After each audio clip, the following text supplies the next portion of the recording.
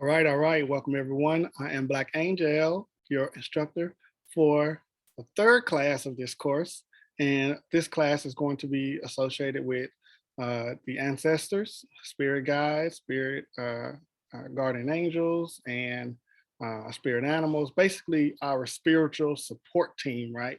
Which includes the divine creator as well.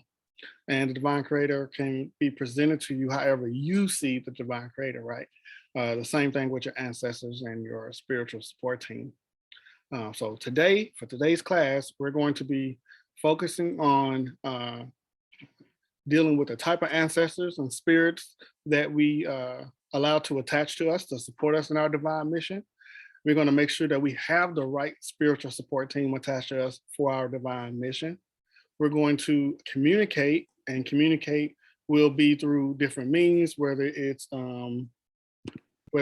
through feeling on the physical body, whether it's being able to hear the ancestors or spirit guides talk to us in our mind's eye, in our head, in our third eye, and being able to see them visually through the mind's eye, right? And sometimes some people can, depending on how ascended your third eye chakra is, you may hear, I'm sorry, you may see your ancestors through your natural eyes combined with your third eye, right? Some people will see them that way. Okay, let me go ahead and spotlight myself. So it stays here. Okay, there we go. Okay, so before we get started, just like any class, right? We always want to start with grounding, making sure we're connected to the earth, making sure we're connected to the divine light so that we're able to be connected to source. And for this class, we're also going to incorporate last week's class, which is the intro to the chakras, right? So we're going to go through a quick chakra balancing just to make sure our chakras are balanced so that during this class, it's easier for us to connect to our divine ancestors, guides, guardians, divine creator, etc. Okay, so starting with the grounding, I'm actually about to take a deep breath in your nose and out your mouth, and I'm going to do a symbol called Raku. This is a Karunaki Reiki Master symbol that deals with grounding. It's a lightning bolt symbol. When you draw this lightning bolt downward, it symbolizes you being like the energy coming through the crown, grounding through the root chakra, just like if lightning was to strike like a telephone pole or a tree. Right? So I'm drawing this Raku symbol with a selenite, meaning that when I use the symbol, the selenite energy will also have a cleansing effect behind that grounding symbol. So as we're grounded, selenite energy will also cleanse, or like a pre-cleanse through us as well. And it'll also remove any blockages in the physical body so that we can feel our ancestors better when they come in, okay? So again, I'm gonna do Raku, and I'm gonna place the symbol right into the front of our bodies and allow us to be grounded.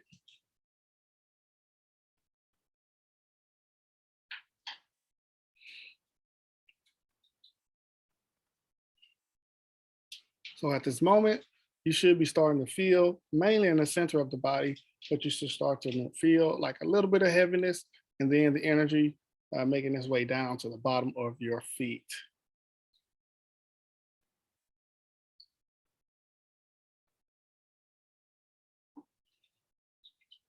Okay. While the grounding is happening at this time, I'm going to command that we are connected to the divine light vortex, which connects to the crown chakra and also likes to make its way down to the feet as well. And what it does is just make sure that we're connected above and below. Ashe brings us balance.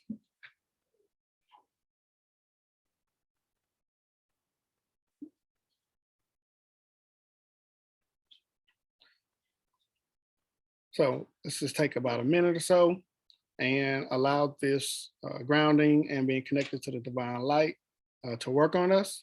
If you're watching a replay, you can always pause and allow yourself to use your intuition to when you're ready to continue forward in the video.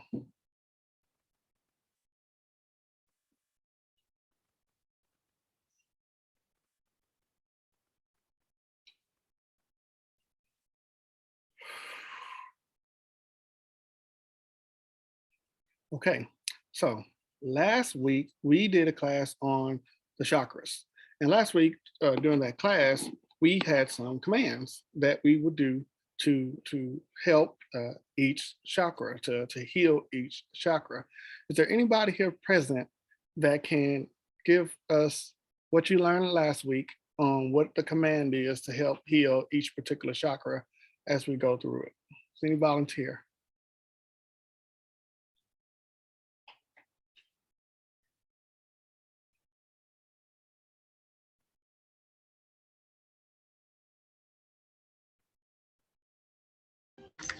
Okay. The Okay. command is shoot, we're gonna open, balance, heal, align, and unblock. But I find that if I unblock first, Okay. then open, balance, heal, and align, it works much better for me. Okay. Oh, I Thank like you. that. I like that. Okay. Thank you. Um, our moderator, Cosmic Wittis, do you mind putting that in the comments in that order? At least starting with the unblock, and then we can, add the rest. Okay. So starting with the root chakra, right? Because we always start at the bottom, which is the first chakra, and then we work our way up to the crown. So at this time, y'all, we're gonna just do this. Gonna be like a kind of a quick version, okay? So let's start at the root chakra, and we're going to do the commands. Placing your hands on your legs, whether it's on the top of the thighs, on the side, on the knees, just mainly anywhere on the legs, right? We're going to start with the root chakra to unblock, open, balance, heal, and align the root chakra. Ashe. And to make it even a little easier, you all can just place your hands on those particular chakras, and I'll actually say the command for us, and that way we can all be in alignment, okay? Thank you, Cosmic.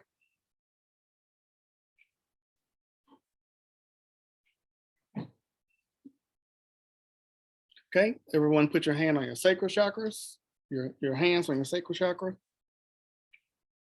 It's time I command our sacral chakras to be unblocked, open, balanced, healed, and aligned. Ashe.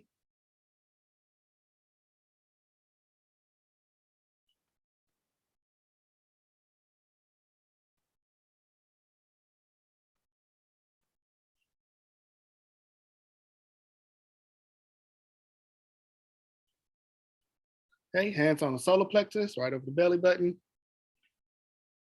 I command our solar plexus to be unblocked, open, balanced, healed, and aligned for our highest good. Ashe.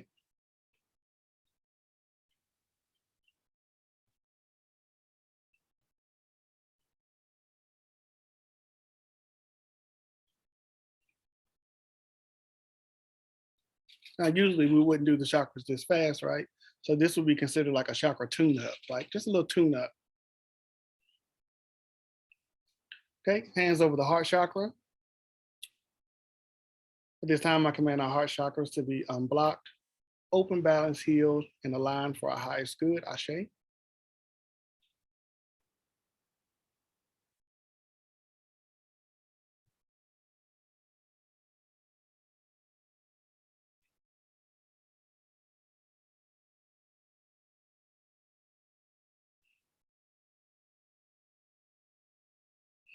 Oh, that felt good. Feel my chest open wide up, wide open. Okay, placing the hands on the throat chakra. I command my command our throat chakras to be unblocked, open, balanced, healed, and aligned for our highest good. Ashe.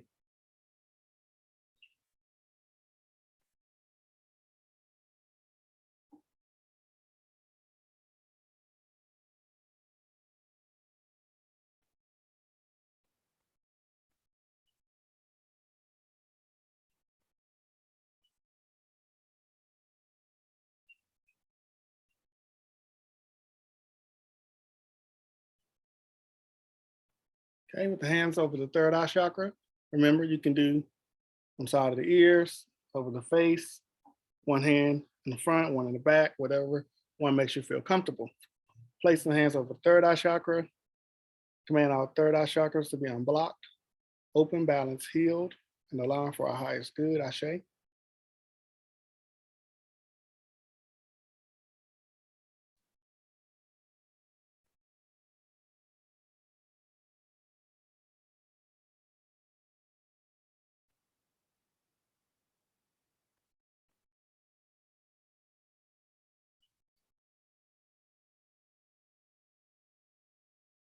And a crown chakra, hands on top of the head.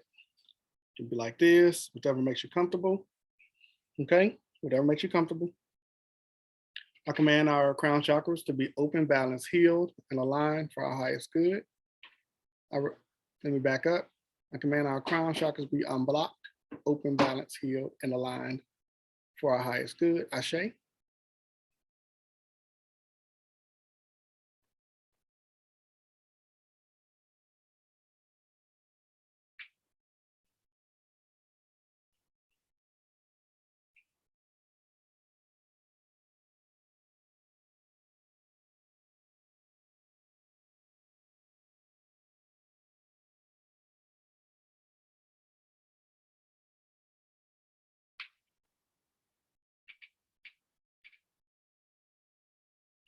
Okay, everybody can relax. So while doing the crown chakra, I heard spirit say for us to do an alignment to be attuned to the divine. Now, the divine simply means what? Being able to receive and answer from the supernatural source, whether it's from the ancestors, spirit guides, God, divine creator, right? So as the crown chakra was being balanced during this time, that message came through. So when we talk about attunement, we're saying to align our mind, body, and soul to attune with divinity, with divine, so that we can receive the messages faster and more efficiently, right? When you are attuned to the divine, a lot of times, even when you're just thinking something, you'll receive the answer because you're just that connected. And so that's kind of where we want to be. We want to be in a space where we can be able to speak to the universe and be able to receive answers from the divine very quickly and very efficiently and very clearly, right? So during this attunement, you're going to feel your body you might feel your body shift, but it's going to shift in such a way that your mind, body, and soul again will be aligned and attuned to the divine. So again, everybody, if you can take a deep breath in the nose and out the mouth, I command that all the souls here, students, healers, be aligned and attuned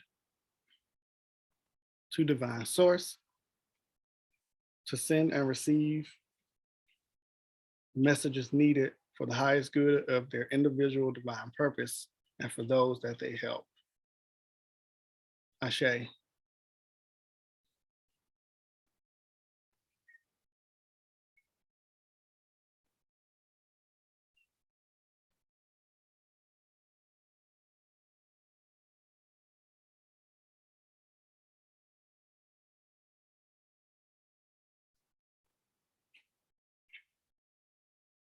Now, if you are sitting with your eyes closed, you may start to notice that the light through your eyelids starts to get brighter, which means if there's something that was in the way, it was removed so that you are connected to the divine.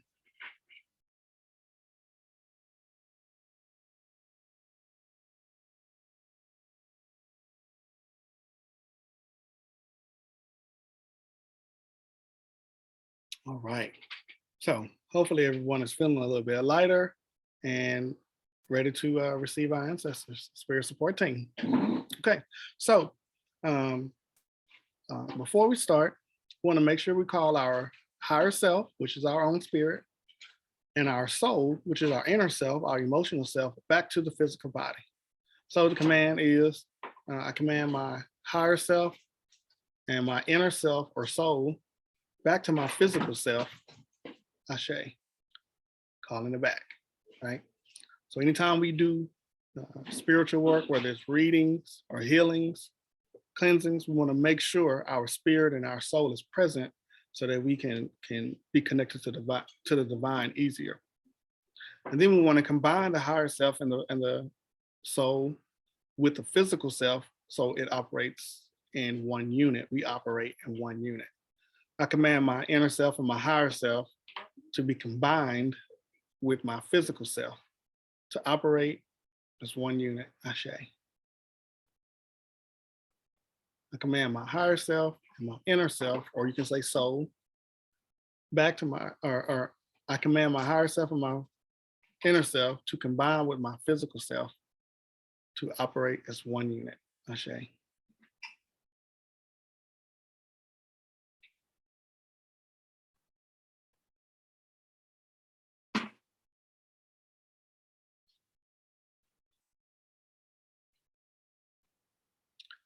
Okay, so we're going to start with talking to our ancestors. We're going to meet our ancestors first, right?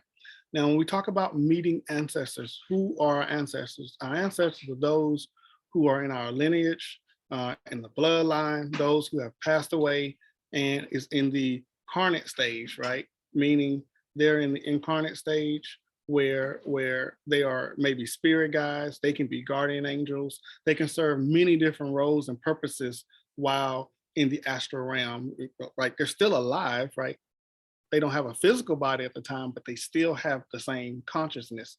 They still have the energy that they had when they was on Earth. And this is how ancestors can come through us and show us their presence, because we can feel how they felt when they were in the physical body. You know, the ones that that we do know, like maybe grandparents or parents, siblings, aunts. You know, anyone that you may have known that you were close to, and that you were able to interact with. And even the ones that you didn't, they still may be able to present themselves in a way that if you told someone else who knew them, they would recognize that energy, or they would recognize some of the things that resonated with that particular ancestor. So our ancestors, there's a saying I've been shown at least 4 years ago, which was, not all ancestors are created equal. Not all ancestors are created equal. There are some that are malevolent in nature, meaning that they have an evil mindset. And then there are some that are benevolent, which means they have a kind-hearted, a love mindset. And then you may have some ancestors that are kind of neutral. They're not necessarily good or bad. They just do whatever needs to be done, right? They may be an ancestor who just helps out wherever help is needed, you know. Only thing that about that is that they can help on the good side, but they can also sometimes help on the bad side, right? So it all depends on the loved one who's working with their ancestors and their intentions are. Now, your intentions for the most part will dictate which type of ancestors will work with you, which means if you are malevolent at your heart, then you're going to attract your malevolent ancestors. And so then you're going to, you know, see things fall apart around you, because that's the type of energy that you're having from within, right? Now, you can also have ancestors that are malevolent, that are not attached to you, but they could be jealous. Remember, they still have a consciousness, right? You may have an ancestor who say, man, I wish I would have did it that way, the way that you're doing it. And because of their envy and jealousness, they may work through other family members. They may work through your children, your loved ones, your friends, to try to, you know, throw you off course, or to kind of punish you, because again, though they don't have a physical body, they still have a consciousness, and they can be jealous and envious at times, right? So we have to make sure that we're not attached in any way to any ancestors that may be looking at us as enemy versus as a loved one. It's only because that ancestor needs healing too, right? And we're not going to punish the malevolent ancestors. We're going to send them love, because really what it is that our loved one who passed away may still just need healing and love that they didn't get while they was on earth at this, you know, this last reincarnation. So at this time, I'm going to command that any ancestors that are malevolent in nature, that are directly or indirectly attached to us, be fully released back to their original source, Ashe. I command all malevolent ancestors, directly attached or indirectly attached to be fully released from us back to their original source, Ashe. And as I do this command, one of the places that you may feel it most is in the stomach area, right? So the stomach, because in the stomach, where the solar plexus is, this is where control can be taking place. If you have an ancestor that wants to control you, this is also where if you have an ancestor angry with you or jealous or envious of you, it also may go to the stomach as well. But also pay attention to other parts of the body where you may feel this disconnect happening. So that means you're feeling disconnect coming from your headspace, then some of your malevolent thoughts that you may have had, and you're trying to control, like, why am I having these negative thoughts? This may be an ancestor that was negatively influencing you, and then making it a little difficult for you to stay in a benevolent track if that's what you're trying to do, right? Now, again, we don't want to blame, or we don't want to shun these ancestors, because again, they're only operating in the spirit that they know at the moment. However, for protection, we have to release them back to their original source so they can get healing.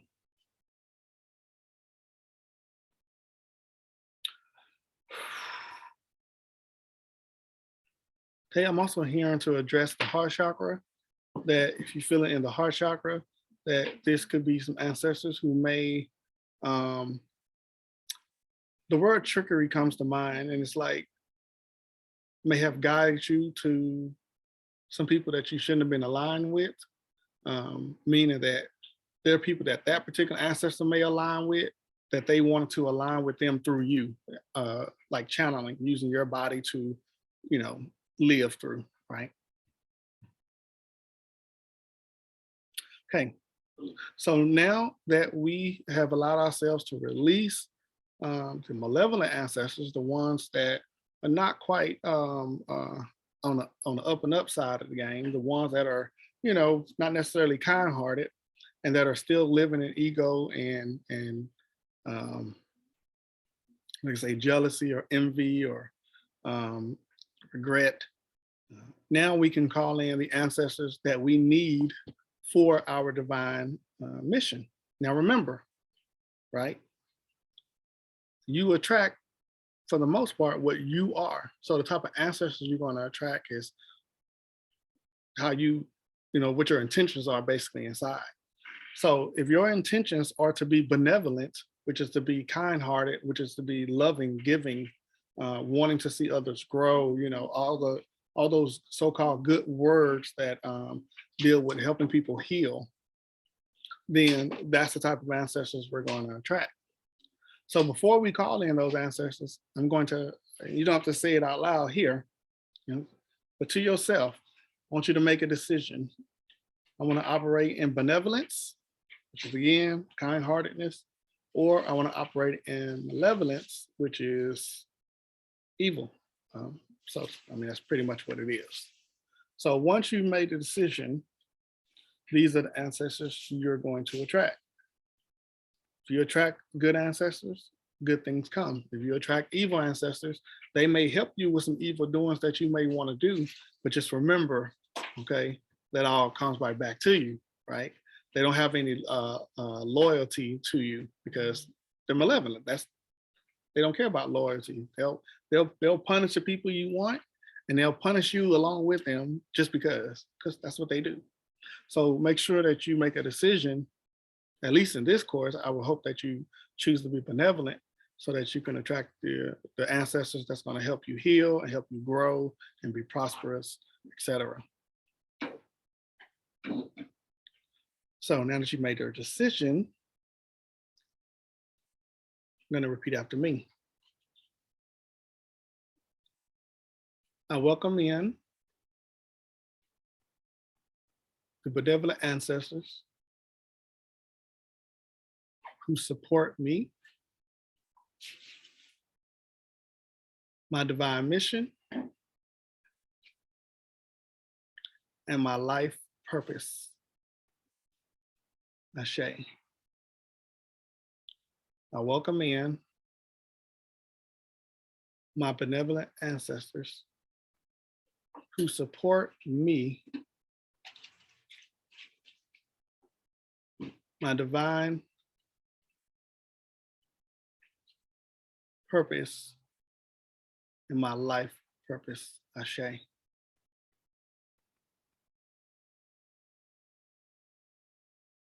Now, as we welcome in our benevolent ancestors that support us, feel what, feel the energy of them coming in with your eyes closed. See if there are some visions that come to you of what they may look like.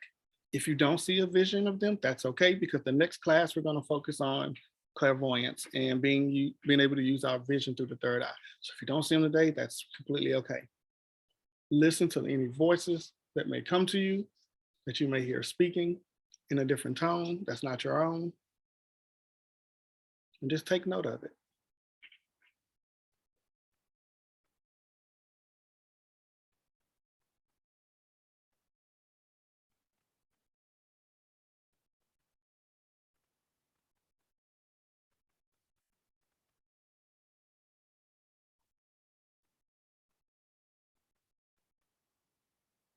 Now that you you have received them and you're taking notes of what you see, feel, and hear, we also want to always have gratitude for their presence. Remember, they don't have a physical body, but they still use energy. They still use energy, which means they can still get tired, right? So we want to have gratitude for them for sacrificing their energy to be here to support us, especially day in and day out, right? I also noticed with my eyes closed that the light got much brighter when calling in the benevolent ancestors. So that was also another indicator that the ancestors that are of light were the ones that responded and came to us. So having gratitude to your divine ancestors daily, thanking them for the guidance and protection, knowledge, and everything that they do for us, seen and unseen. Some things we don't realize they're doing for us. We want to always make sure we have gratitude, okay? Now, also with your ancestors, because remember, these are your loved ones. They have no physical body, but they still have energy. You can create what we call altars for your ancestors. Your altars are sacred spaces that you create to not only honor them, but to also speak with them and to, okay, so-called feed them, right? Which we can actually put food and drink at these sacred spaces that we create. And the energy of the food, they can feed off of that energy of the food so that they can help you more. They can be energized to help you more. Now, your altar can be something like a shelf that you place on a wall. It can be a small table in a corner, or it can be, it can be any space that you deem to be sacred for your ancestors. And that becomes their altar. This also, for the most part, becomes the portal in which they enter and exit your home where this altar is. So this is an altar that you would want to have just for your ancestors alone and not for yourself included. You want to have your own personal self altar somewhere else separate from your ancestor altar. Okay. So one of the things I like to do on my ancestor altar is sometimes I'll place like pecans, because pecans is one that's my grandmother loved, and me and her used to eat them together all the time, right? And pecans have a lot of like good fats and a good calories that give you energy. And so I like to put like a bowl of pecans, and then I'll make some coffee and I'll put some coffee on there. And then some of them used to like to drink, so I'll make sure I got some rum and I got some tequila up there, right? And then there's other things that may resonate with a particular ancestor that like maybe a grandpa, grandma, auntie, somebody who passed away. So I have like bingo dobbers, right? Because I used to like play bingo. So I got some bingo dobbers up there. And I got the little troll, because if you go play bingo, they used to take the little trolls for good luck. So I got a little troll up there, right? I have a holy Bible. I have a holy Bible that I got when I went to combat in Iraq. And because my grandpa also was in the army, and my grandmother supported me in the Army, I made sure to put that particular Holy Bible there because it represents the military side, which me and my grandpa were the main ones who served, and also along with my grandmother with her support. So I have that up there, right? Also have like a football for my brother. When he passed, I have like this little football with the Raiders because that was his team. So I made sure I put that up there next to his picture, right?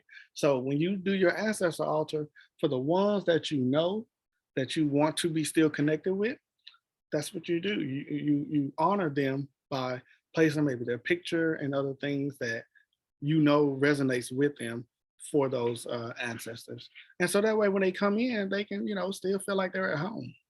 They can still feel like they're a part of the family and not forgotten about. Okay.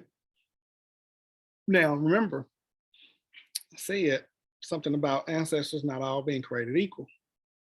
You have to be careful which ones that you put on your ancestor altar. So if you have an ancestor that was mean, asshole, just whew, right? Just was off the chain. If you put that particular ancestor on your altar, if they cause chaos their whole life, they're going to still cause chaos in the afterlife. So by putting that particular ancestor on your altar, you may be inviting chaos from that particular ancestor. So you have to be very realistic and honest in the type of energy that particular ancestor have. And you might not want to put that particular ancestor on the altar, right? Now, there's also some ancestors who don't want to be on your altar because maybe to them, they don't want to support you, maybe that particular ancestor, right? So sometimes you have to ask or say for any ancestors who no longer wish to be attached to this altar, I give you permission to be released, to leave. And you want to do that so that you don't hold any ancestors hostage. You don't want to hold their energy hostage, right? Because what happens when you hold energy hostage? It becomes stagnant, it becomes angry, and then it creates chaos. So only allow the ancestors who want to be there, and make sure if you have any ancestors who say, I don't want to be part of your spiritual support team, to let them be free. Now, if you still want to leave things on the altar, for them, you can simply just say, this is just here to honor you. I'm not asking you for anything. I'm not asking you to use any energy. I just want to leave this here because I miss you, I love you, and I just want to honor you with this totem. Does that make sense? I hope that makes sense. Now, remember, this is your ancestor altar, right? This is where your ancestors come in and out. This is where they visit. So you want to make sure it's clean, okay? You want to make sure you clean it. You want to make sure that you cleanse it, right? So cleaning is making sure that it's physically clean, dusting it off, right? Sometimes I'll take everything off the altar and then I actually clean the whole, both of the shelves with Clorox wipes, and I vacuum and wipe the walls and do all those things. I'll wipe off all the different things I put on the ancestor altar. I do all of that, right? Then put it back up there nice and neat, using my intuition to put things where they want it put, right? Just allowing myself to be on autopilot to just put it wherever my hands are guided. And then cleansing it, meaning I'm, maybe lighting some sage and I'm blowing the sage over the altar, cleansing the altar space of any negative energy that may have attached. Maybe it's in a space where people walk past it and their energies may attach to the altar. So we want to cleanse it of any residual and negative energies. Okay. So that's how we work with and honor our ancestors. Now, one of the things you can do too that I find to be very helpful is burning a white candle at your ancestor altar. Burning a white candle to bring them love and light, right? Because it helps their energy stay in a benevolent side so that they can help you in a benevolent way. And so not only are you burning the candle for them, you're also burning the candle, the white candle, to honor them as well. It's like a candle of connection, if you will, like a spiritual connection between you and them, and it keeps like a just a clean uh, line of communication between you and your ancestors. So most ancestors will ask for a white candle, you know, representing even purity, to keep their space, their altar space, purified as well. Now, when it comes to your spirit guides and guardian angels, there are some that will be ancestors, and there may be some that are not your ancestors, but because of your divine purpose, they're willing to step in and be a part of your team. Okay, it's okay to use that same altar to honor all of your spiritual support team, right? Because sometimes we don't know which ones are who. Sometimes we just don't know, but they're all working together regardless. When we talk about our ancestors, we usually going to have one main ancestor that's going to be like the person who approves the other ancestors and spirits that come to us, right? So for example, like my grandmother, right? My grandmother, if somebody wants to visit me, whether it's somebody else's ancestor or a spirit who wants to communicate with me, my grandmother would come, and then she would show me that person and say, okay, you can go talk to him. That means she's already vetted that spirit. She's already vetted that ancestor and said, I'll allow you to talk to my loved one, right? So you'll have some ancestors who be like your main ancestor.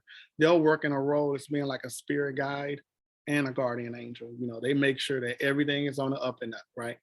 So whoever you feel the most, when you think about someone who passed away that you know, and you feel them the most, that's who it is. So if everyone close their eyes, right? And we ask, what's that ancestor? Who's that ancestor that is always with me no matter what? Who is that person? And then look at who you see. Who do you feel? What name came to your mind?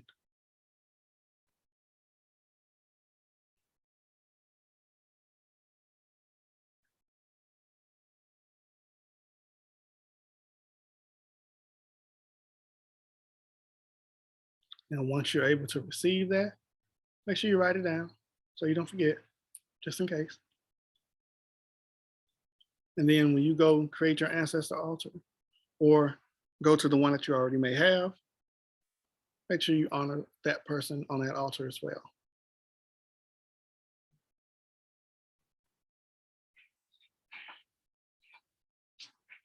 Okay. Let's take a break and let's open up the mics and let's talk about so far what we're experiencing in this exchange of ancestors and the ones that we felt coming in and who came to you, who came to mind when we asked about who's with you. Let's go ahead and discuss that. If anybody want to talk about when we release the negative ancestors, what did you feel, hear, see during that particular portion? Anyone? Where did you feel it coming from your body?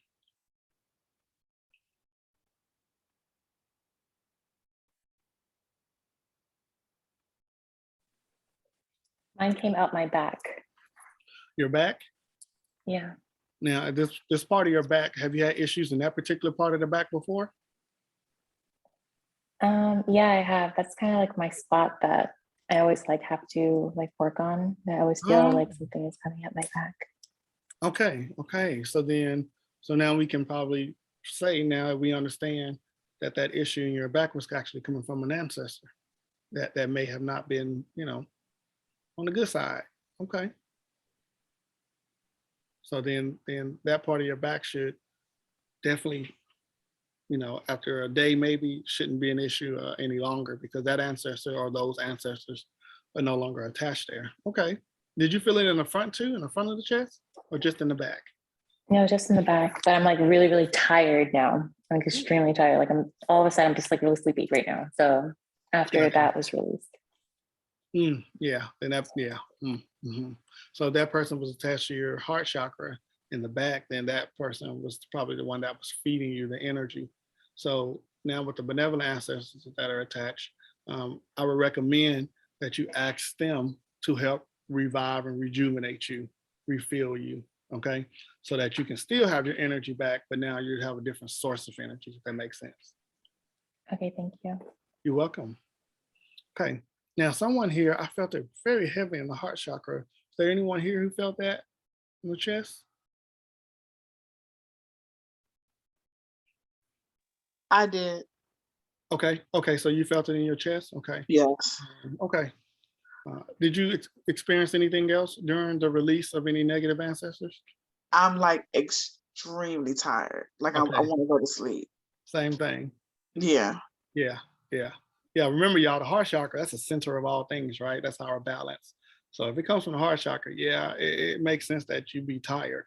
So what's going to happen is that now that they're disconnected, and this is for you too, the individual I was just talking to, we're going to kind of go through a reset tonight where our energies are going to be kind of exchanged from that malevolent energy that might have been fed into us from those particular ancestors.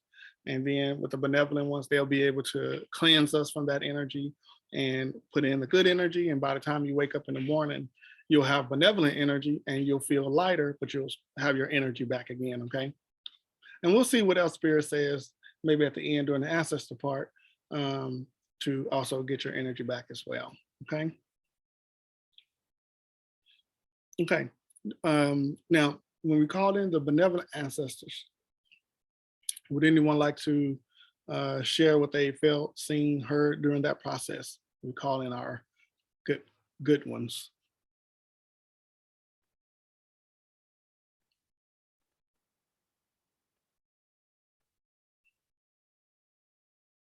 I hope y'all felt them. Y'all feel y'all benevolent ancestors come through?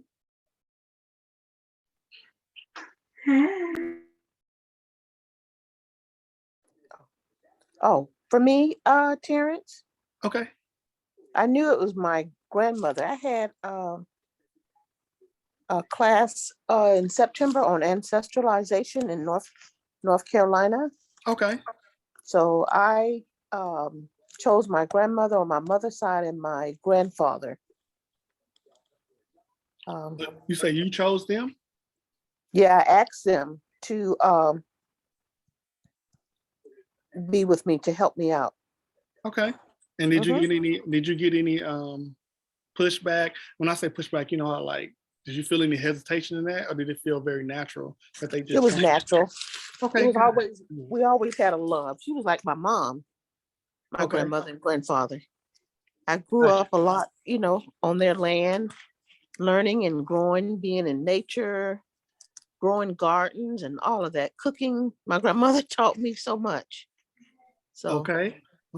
So were you able to like feel their energy or see their faces when we talked I about felt the energy, yeah, and my grandmother's face. Oh, nice. Mm-hmm. That's interesting. Yeah. Go ahead. So my altar's been set up for a long time though, but it was ancestralized, like I said, in September. Mm-hmm. Mm-hmm. Okay. Good stuff. So you're ahead of the game. I'm an old lady. I wasn't gonna say that. I mean, but no, just kidding. I had an experience, because like you, my grandmother has always been like my go-to. She's always been the one that shows up. But during this session right now, when I asked, it was my aunt who showed up. Not my grandmother. It was my aunt, and I have dreams about this aunt. She's giving me messages in a dream state, but it's her that showed up this time, and that's pretty cool. Yeah. My mom too. She said, "Don't forget me." Oh, gotcha. Okay. Nice. That's pretty dope. Yeah. Pretty dope. Thank you for sharing that with us. Oh, of course. All right.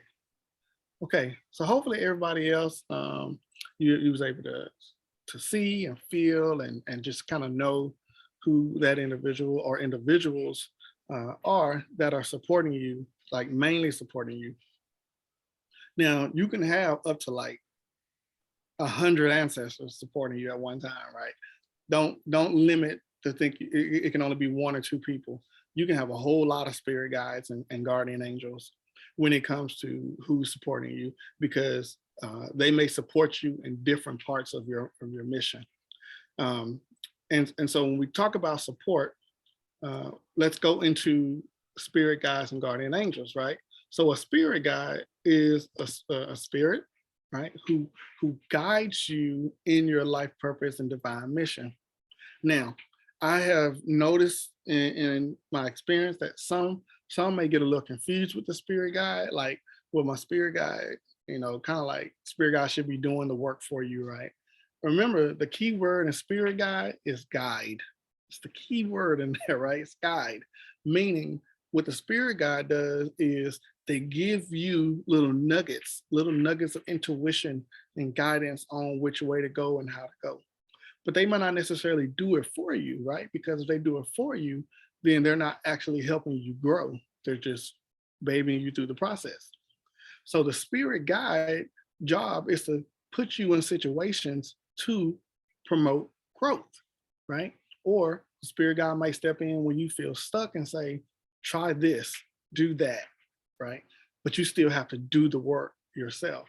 So if a spirit guide is there to give you the messages and the intuition, you still have to get up and go do what you're being shown for the next phase to happen in your life.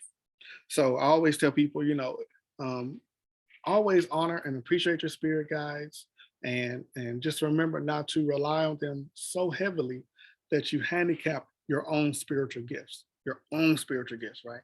These spirit guides, for the most part, have the same gifts you do. It's just that they're looking at it from a different angle, so they're able to show you things that we may not be seeing at the time. But you have the same abilities even here on earth in the physical. You just have to allow yourself to accept those spiritual gifts, those divine abilities, and be able to use them. Now, when it comes to our guardian angels, for the most part, their job is to prevent us from being into danger, right? To prevent. Keyword, prevent. The guardian angel steps in and say, don't go there. And you get ready to go somewhere and you hear that voice or you get that feeling, I don't think I should go. Don't go. That's your guardian angel stepping in, right? Your guardian angel may tell you not to interact with certain people. It may step in and give you an intuition. A lot of times the guardian angels, when they're trying to prevent you from doing something, they will give you anxiety in your chest. They will give you anxiety in your chest. You're getting ready to go do something or interact or do whatever. And all of a sudden your heart starts beating fast out of nowhere. That's your guardian angel stepping in saying, no. Danger, warning, don't do this. Don't take that. Don't drink that. Don't eat that. Don't, you see? So our guardian angels, they work in protecting us more with prevention versus when we're already in it. They will step in when we're already in the mess, right? But they try to prevent us from being in the mess more. So we have to really listen to our intuition, listen to our inner voice when we're told not to do something that can be dangerous. Now, there's times that the guardian angels, if you haven't asked your guardian angels to protect you, a lot of times they can't step in outside of your free will. So they have to let things happen to you until you call on them, because everything is about free will, right? And they're not, above, that rule, that universal law. Same thing with your spirit guides. Now, if you are doing something and let's say something dangerous is happening out of your control, they can step in and help. Okay, that exchange of energy. Whew. All right, so let's say you're driving on the highway and you're looking in you're doing your head look, so look in the rear to see before you switch lanes. But then as you're doing that, there's a car in front of you that decided to get over at the same time from the other lane and you didn't see it. You may all of a sudden you feel your body come back quick and get back in the lane, and you did it without even consciously doing it, right? That means one of your guardian angels decided to channel through you and control your body at the time and say, get back on the road, right? And you may have heard stories of people say, I was in this situation and I don't know, it's like I went into autopilot, because that's what's happening. Your guardian angel is stepping in to save your life, right? And I've even had people in class even speak about some of the archangels who they seen when they almost had a wreck, or on the highway or on the streets. So your guardian angels will also step in to cover you in the midst of a mess. Let's say that you're in a car accident, just using that as an example, and the vehicle is rolling over. Your guardian angels may come and place a shield around you, and that vehicle rolls 7 times, and then you can walk out without a scratch. That happens. That's what the guardian angels do, right? They will step in and literally save your life if you welcome them and give them permission to give you divine protection. Divine protection. Remember that. Write that down. Divine protection. That means that's a protection that you need. Even if you don't know that you need it, when you say divine protection, they know what you need and they will protect you in those areas of your life. Okay. Divine protection. So, with your spirit guides, you want to welcome them in and give them permission to give you divine guidance, right? You want to welcome them in and give them permission to give you divine guidance. Remember that, divine guidance. Remember, words are key. You got to say the right words to invite the right energy. And then we want to welcome in our guardian angels to give us divine protection. Welcome in the guardian angels to give us divine protection.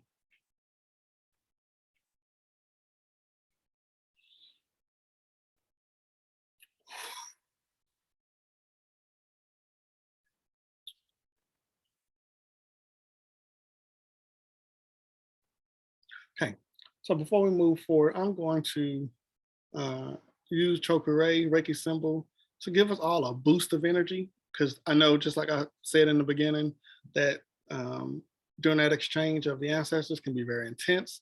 And I know some people are feeling a little tired. So using Chokurei just to give us all a boost of energy to wake up, wake up, wake up, wake up, so that we can be alert and be able to have the energy we need to continue to receive the message from our ancestors at this time. Ashe. Now, spirit animals are pretty much just like spirit guides and guardians. There are some spirit animals that work as the guide, and there are some spirit animals that work as a guardian. One of the spirit animals that's coming to mind right now, right, is like the fox. Let me tell you what I love about the spirit animal fox. The fox is a spirit animal that warns us about individuals. It warns us about people. Like, if you're not sure if a person is right in your life or they're doing right by you, you ask the fox to show you, and then the true colors of how this individual feels towards you will be revealed, right? And it'll be revealed hopefully in such a peaceful way so that you can just say, oh, okay, now I know how to deal with this individual, right? So the fox, that's what the fox does. It does reconnaissance. It goes back and get information and say, this person is cool. Or it comes back and say, don't mess with them, right? Now, the fox isn't above universal law. The fox can't go and get personal information, right, against somebody's free will, but it can at least warn you and just let you know. And sometimes the wolf can do the same thing, especially in dreams. You may have a dream about a wolf that shows up, and that wolf has some sort of kind of scary dream that the wolf is showing you. And in the dream, to you, you may think the wolf is against you, but the wolf is actually there to warn you of danger, right? So the wolf typically will appear in dreams. Now, the wolf spirit animal also can appear to walk with you, to like be by your side, where it can work as a protector. So if negative energies or negative entities try to come to you, the wolf can step in and you know, I like to say they come in and eat them up, you know, because the wolf can be very vicious when it comes to negative entities, right? Now, another spirit animal that you may not be fond of, but it is really good to have in your corner is the spirit animal of a snake. Snake, because the snake also brings the warning, right? And a lot of times in a dream associated with snakes is letting you know that someone that is close to you is placing some sort of curse or some sort of hex or some sort of negative intentions towards you. Like, you need to be careful around this person. So if you had a dream that there was a person that you cool with, or maybe an associated with, and then a snake was involved, that snake is probably trying to tell you this person may be a little sneaky. You might need to be careful with this person, right? So the snake is not always something that you should look at as a bad omen, bad luck or something like that. It could simply just means that there's some energies that need to be released associated with a particular, area or person in your life. So I've had clients of mine that has came back to me about the snake spirit animal and said, I had a dream and I was thinking about, this one particular client. She was thinking about her husband, and she said when she went to sleep that night, a snake appeared to her, looked at her in the face and said, get out, like get out of that marriage, right?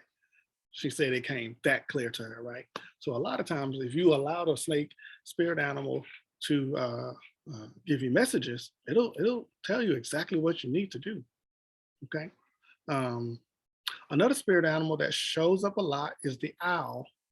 Now, in some cultures, the owl is a bad omen, bad luck. But for me, I always seen the owl as a guide, especially when we're talking about Akashic records, being able to see into your spiritual records or just overall life guidance. The owl can provide a lot of wisdom, a lot of knowledge, especially on a particular subject. So I might be trying to learn something, and I might ask a spirit owl to bring me the divine knowledge I need for that particular subject. And then all of a sudden, within days and weeks, you start to just know it. You don't know how you know it, you just know it because the owl brings the information. Another spirit animal you may see often is a hawk. So if you ever see a hawk, and sometimes when we have these spirit animals, we won't see them in real life. We'll see them in real life. You may see a hawk just flying over you. And then that's the symbol that the universe is letting you know you're being watched over. Like you're being watched over. You're not alone. We're watching over you. We're letting you know that we're seeing to make sure you're okay. We're looking high. We're looking down and we're watching, right? Now you have the eagle that also flies high, but the eagle will be like, I'm helping you see a bigger picture. Maybe you're looking at a situation too narrow-minded. So the eagle comes to open up your vision to look at it in a bigger picture. Okay. And then you have spirit animals that are a little cute, cuddly, like you have butterflies. Right? Butterflies can represent renewal. And the color of the butterfly can represent renewal in a certain area of your life, right? So you have butterflies, grasshoppers, you have dragonflies. Dragonflies to me represents fairies, like fairy energy. And the dragonfly can also represent divine knowledge and major change, like in a positive way, So your spirit animals can come to you visually, they can come to you in dreams, or you can actually see these animals actually approach you in times that you would not have thought to see them. Like if you're driving down the street and a dragonfly comes and flies in front of your window, your windshield, and then flies away, it was letting you know, message. Okay. So now we're going to go into divine message from our divine ancestors. Okay. We're going to be going from the Isis deck. It's not going to be long. We're going to get straight to the point with it, but we're going to pull from the Isis deck and see what it is that the message, our ancestors as a whole, general message for us, wants us to know. This may apply, may not. Just let resonate with you what needs to resonate with you, okay? So the card that comes out is the Brother in Darkness, overcoming negative energy with feminine power. I'm going to go ahead and show you all this card, what it looks like. Okay.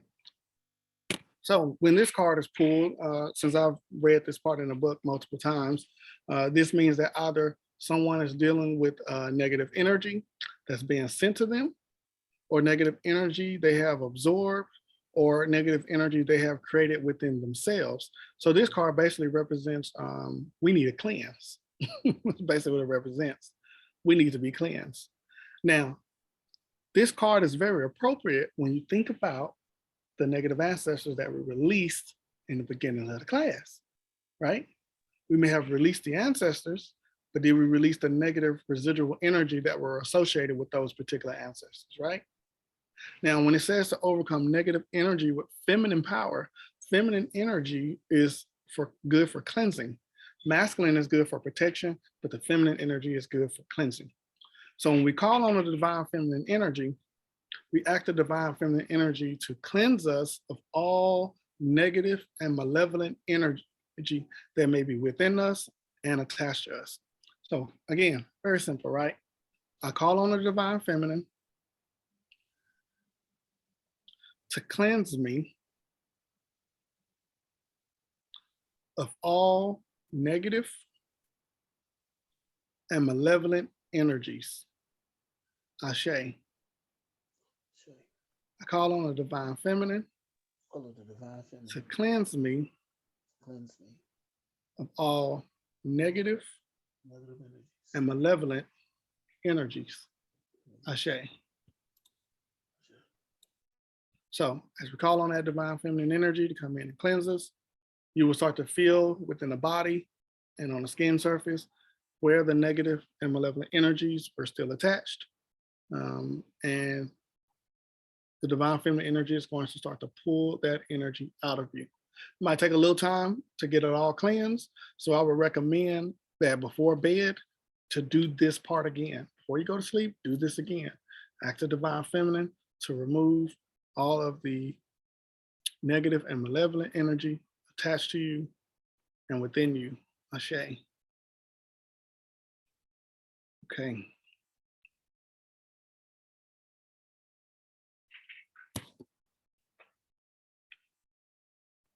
Okay, so we're going to end there, and we're not going to pull from the other decks. Our ancestors recognize that this was a pretty intense session, especially in the beginning.